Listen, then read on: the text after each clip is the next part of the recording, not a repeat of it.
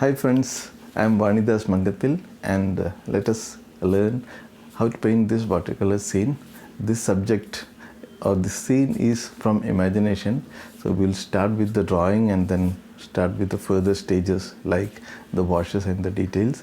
I'll try to explain all my thought process along the way. If you haven't subscribed to my channel, please do subscribe and press the bell notification. I will try to release at least one tutorial video per week. That is my target. So without further ado, let us get into the video.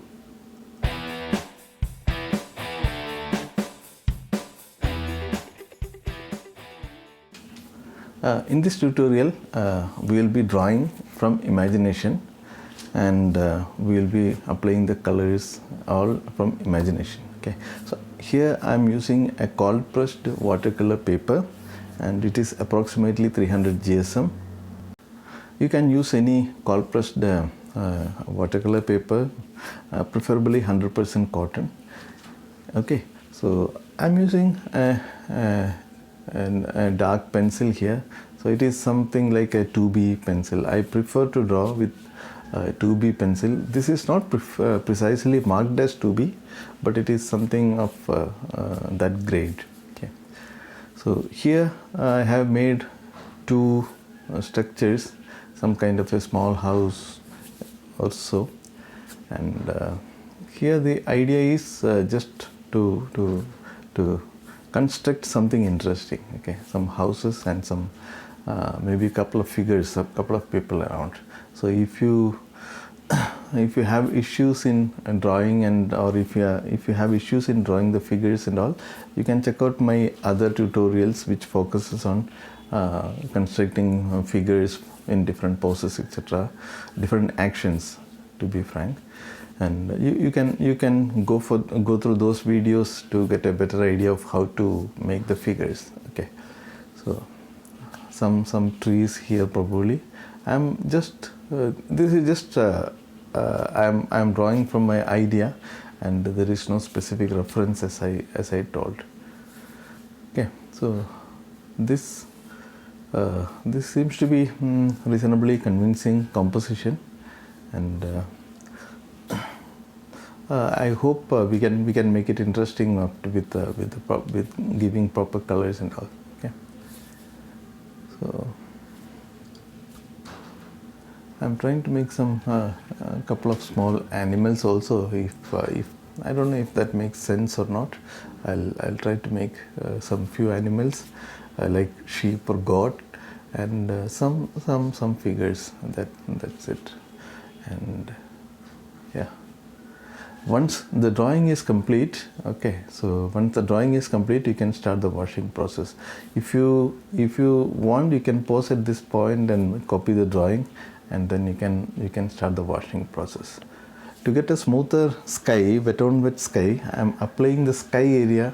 I am wetting the sky area with a flat 2-inch brush, 2-inch synthetic brush I'm using, and flat I'm applying clean water on the sky area.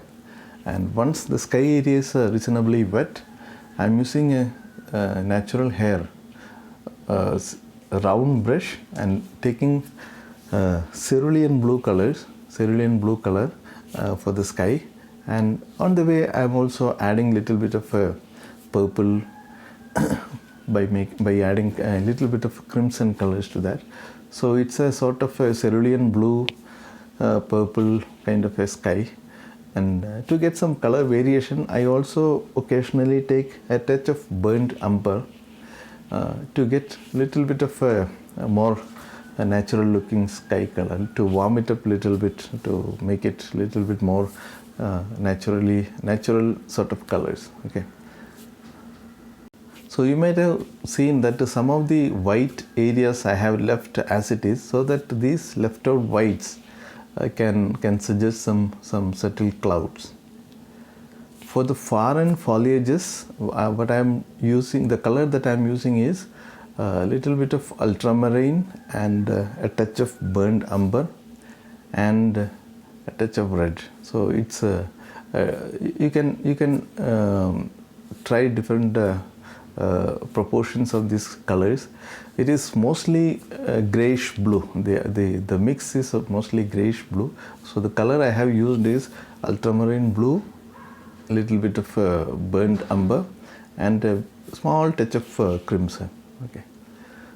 These are still wet. The background is still wet. So you will find that the edges are soft, except for the outer edge of the house. The other top edge is soft. See, we have made the paper wet only for the sky area, so the bottom half of the paper is still dry. Okay, but the sky area is wet, and you will find that whatever touches you make on the sky area, you will get soft edges now. At this point, what I am trying to do is I am trying to bring out the houses or the structures by painting around it. Okay, so it's I'm being little careful about leaving the house shape proper, and we are focusing on the background stuff now. Okay. So as I told, I am using a round natural hair brush, and I would suggest that whenever you do watercolors, try to use the biggest brush that you can manage for a particular task. Okay, so if you want to make this foliages, for example, try to pick up the biggest brush with which you can manage these kind of shapes. Okay, so that will make your brushworks more authentic or more bold, and your work can look little bit loose. Okay, your work will look loose if you're using bigger brushes. Okay, here I'm just suggesting some shapes. Okay, some sort of volume, and the colors that I'm using here is olive green, a touch of orange somewhere, touch of yellow ochre, and touch of burnt sienna. So different colors. So you don't have to remember these colors, to be frank. So you just have an idea of what sort of a color that you want. Okay, and try to get by mixing your own colors. And if you vary the colors a little bit, it is not going to make much of difference. It is the tone and the shapes, basically. Tone, the shapes, the edges, those things you can vary more than worrying about the colors. Okay, so even if you want to make these trees blue color, it should be perfectly okay. Okay, so these are some of background treatments. Okay, and let us make the house now. It is this kind of house. These are small sort of houses that you may find in some of the countryside scenes. So we see these kind of things in old these kind of old houses in village areas in our place. So I'm making this to suggest some of those kind of houses, or barn, or whatever you can call it. Okay. Here I am trying to get some variation of colors by mixing burnt sienna, orange, and some violet for the roof of the first house. And for the second one here, I am using little bit of cerulean blue, some violet, some red, etc. It's a color variation of blues and purples sort of things. Okay.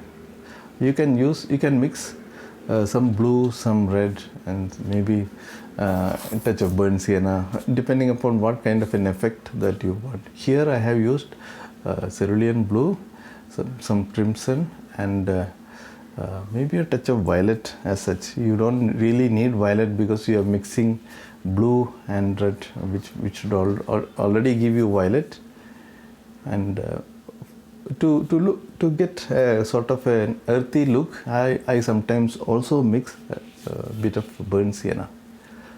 Okay, this this is a little bit foreign, so I am making it little, I mean, not as bright color as the first house. Okay, so that it will have a kind of an aerial perspective. Whichever is the elements that are farther away, we usually make it less brighter colors. Okay, so that we respect the what do you call it, is the aerial perspective, the principles of aerial perspective. Things that are farther away are not as bright as the things which is nearby. I am applying some clean water on the ground area. I am still not very clear about what should be the color that I should be using for land. Okay, so ideally we should use some orangish or yellowish green probably, but I am going for some kind of a burnt sienna because somehow I think that I will not go for much of grassy kind of a land here. So the foreground I wanted to keep it kind of muddy, little bit of more earthy colors, not very greenish. Okay, so I'm using mostly burnt sienna and violet and some touch of orange or red, etc. Here I'm just trying it out. Okay, so here what we need is some color variation. Don't make it very flat looking color, like don't make it look like a flat wash. Try to get some color variation. So some burnt sienna, some red, some violet, some orange. Try to play with it. Okay, so I'm just trying to play with it, trying to get some sort of color variation, some tone variations. On the right and bottom side, you are finding a little buckling happening because this is a 300 GSM paper, and if you apply a lot of water, you will get it buckled and you will get some sheen on the paper now.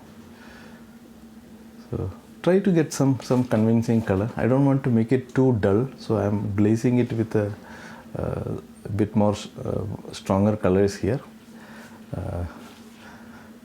I feel it is okay. Let us splash some colors.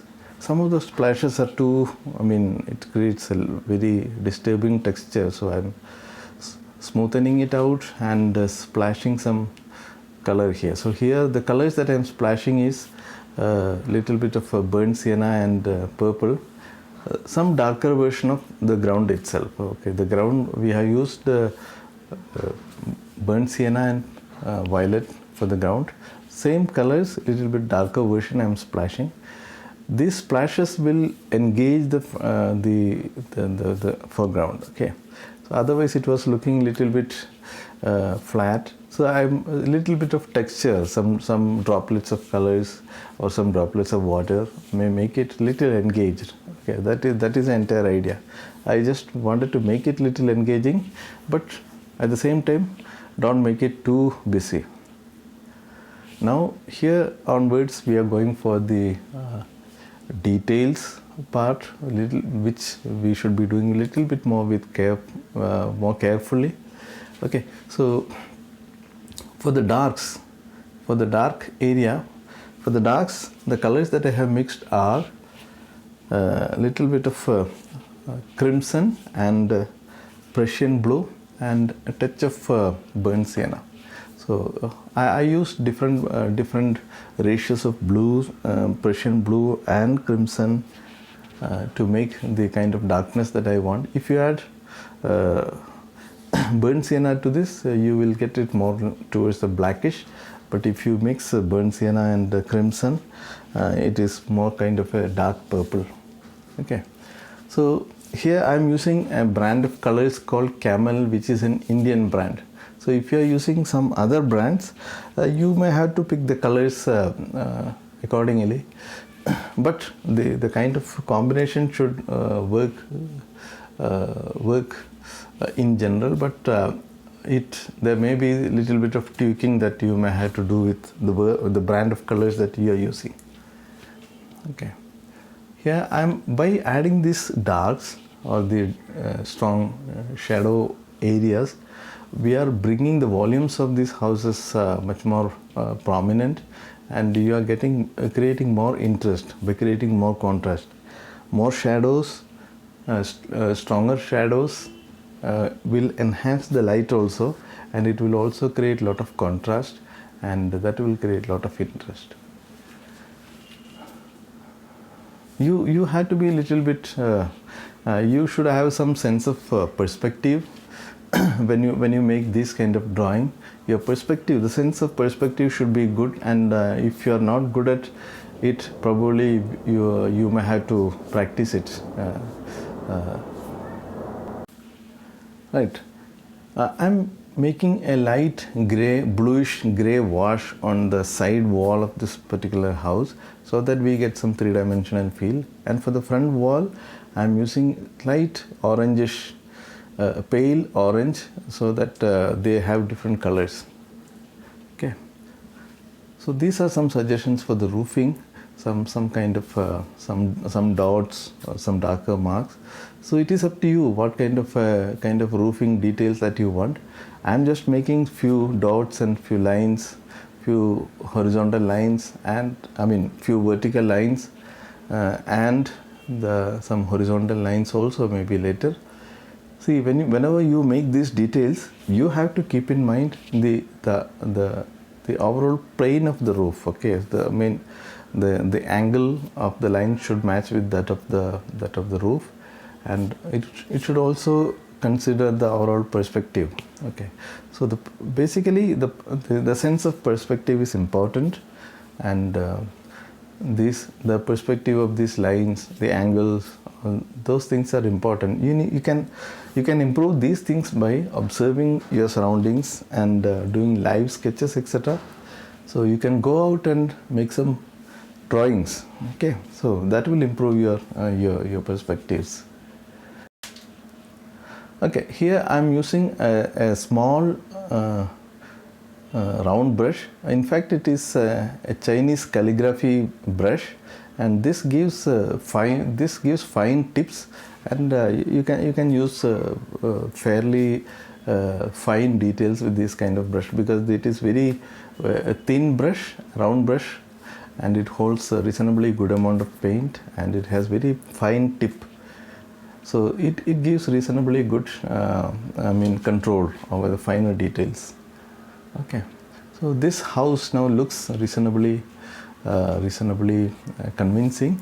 So now we are going back to the complete scene. So what I did is, whenever I go for details, I try to zoom it a bit so that we can focus on the details. So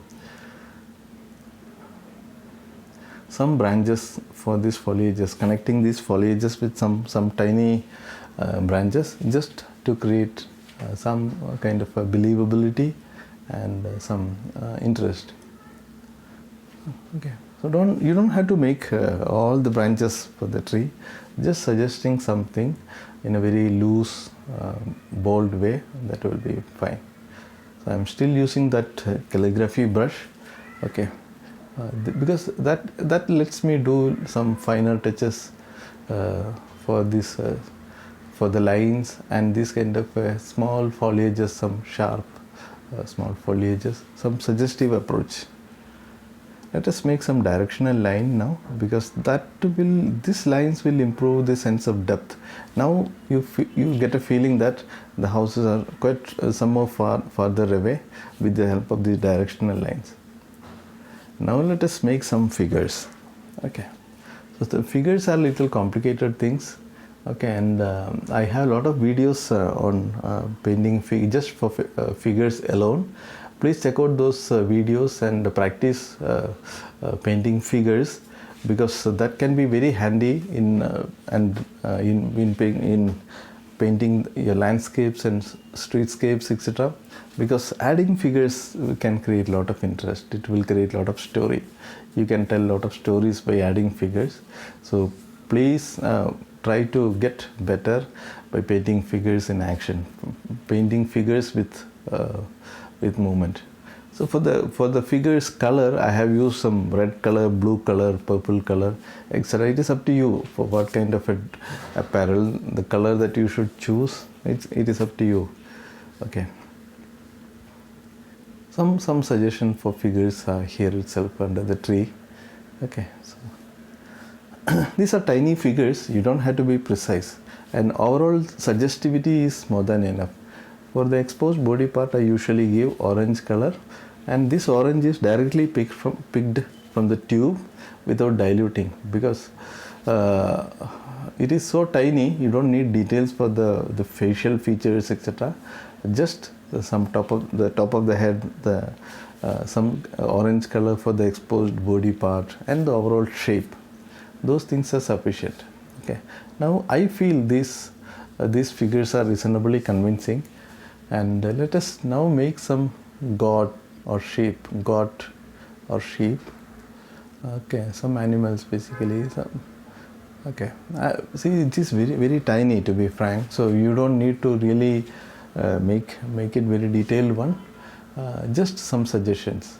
Again, you are sketching, you can get better at this by practicing sketching and live sketching, etc. So because see, your drawing should get better. So even if you are not drawing with a pencil, what you're doing at this time is we are drawing it with brush. So you should be good with the drawing parts. If you are finding this as informative, and if you are finding it valuable, please do subscribe and press the bell notification.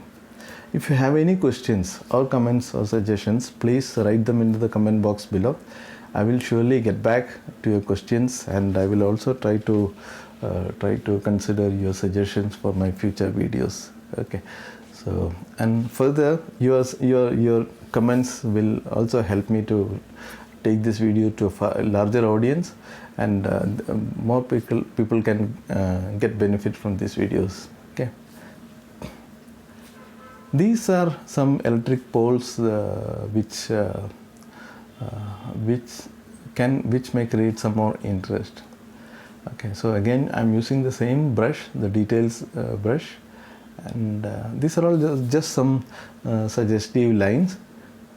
See, whenever we are making these suggestive lines, we have to again be a little bit aware of the overall perspective.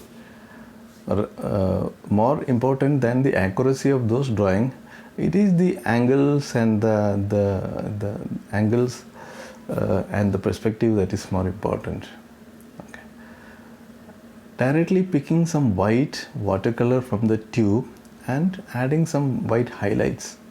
Okay, and the idea for this is the purpose of this is just to bring out some of the interesting elements, to add more interest and to create more contrast, so that the overall picture becomes more interesting. So adding of white is a controversial subject, whether we should use white in watercolor or not. So, but this is just for highlights. I prefer giving highlighting touches with white, and I have seen many accomplished artists doing it. So you can take that call whether you should use white or not, but adding little bit of white to enhance your elements should be okay. I think this is reasonably convincing now. We have a lot of contrast and interest. Okay, so I think we are done. I can sign it and call it as done. So okay, some sort of shadows are not very powerful now. These are very just some suggesting some shadows. Okay, I think I would call it as done. Okay, I also made a signature, and now I am taking out the tape to get the white border. So I think this is reasonably convincing, and if you are finding it interesting, please do subscribe and press the bell notification. Also, you may also share this video to your friends so that they can also take benefit from this tutorial. If you have any questions or suggestions or comments, please do write them into the comment box below. I will surely either get back with answers to your questions, or try to take your suggestions as much as possible. I may not be able to take all the suggestions because of my own limitations, but I'll try to do my best. Okay, so hope this was informative to you, and thank you once more for being with me for this particular tutorial, and we will find you in the next tutorial. Thank you. Bye bye.